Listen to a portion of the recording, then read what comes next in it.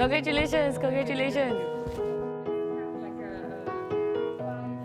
Yes, this is your private Q&A session. Oh, cool. How did you even start? Like, what made this topic the topic that you were like, I'm going to do a documentary on this? Yeah. Well, the honest answer is actually I just wanted a free trip to go to New Zealand. Nice. For a pitching forum, and then they told me that you have to have a story to pitch.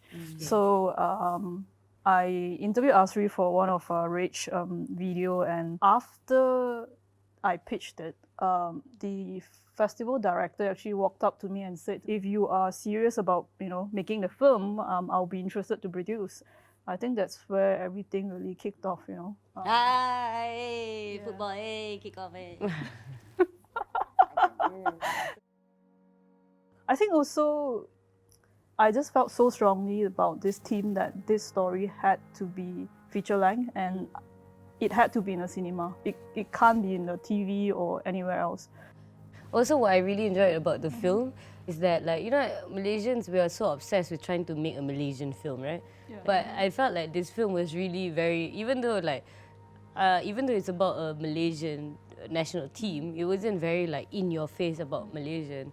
It was great to hear one of the players and the family speaking a Sabahan dialect, a native dialect, and then you can hear the logat Kelantan, yeah, and then you can hear like the Johor, like he's like, I'm Johorian, we're all handsome. Like, I feel like that was such a way to like portray like the landscape and the sound landscape of Malaysia also. Asri was speaking in English. Was that you?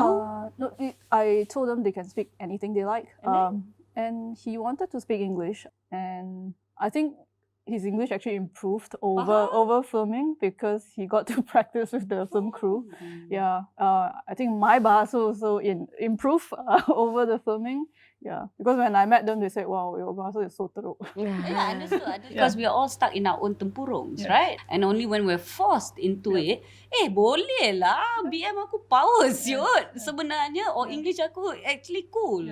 I have a question about the football itself, about their rules. Uh-huh. Is the goalie...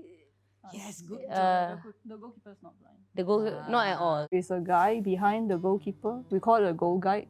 So this is the guy who will tell the player, like, shoot left, right, whatever. Usually they are also sighted, but coach decided to take this boy who is partially blind. Their sight is limited to a certain distance. And why coach decided to take this guy is because he could stay with the team all the time and take care of them. Of course, some people said to coach, like, why don't you take a sighted guy, right? More advantage, right? You can see the ball coming from far. But he's like, no, it's not about just winning and competition. It's also you want someone who's invested in, taking care and helping these boys who are blind. My God, this coach needs to get some life achievement award or something. My goodness. Every time somebody speaks about Coach Sunny, I'm going like, He's lovely. He's great. I think he's very inspiring and amazing. After you dah shoot, after you dah spend time dengan diorang, after you dah edit, what is this one takeaway for you? I think I really look at the world differently because of they don't just act like, oh, I'm blind, it's like so kesian, and that's not what they want. And I think that's what they showed me, and that's what I try to tell through the film, that this is not a film that I made so that people can go like, oh my God, they're blind and this is so sad. They are not sad, They just want the same opportunities. They want people to understand that there's actually a lot of things that they can do. Yes, when I watched it, I was moved. I'm very happy that I know this now. I know these people. I'm happy to meet the characters. I'm happy that it was shot well. It was the emotions were captured, and I was there with them. But I don't think I'm like everybody else. So, as a documentary filmmaker, do you see a light for documentaries in Malaysia? Do you see a chance? Well, definitely, I hope. Faham. Because if not, then why are documentary filmmakers doing what they do? Just because we didn't have the culture or don't have this landscape doesn't mean that someone shouldn't try for the first time.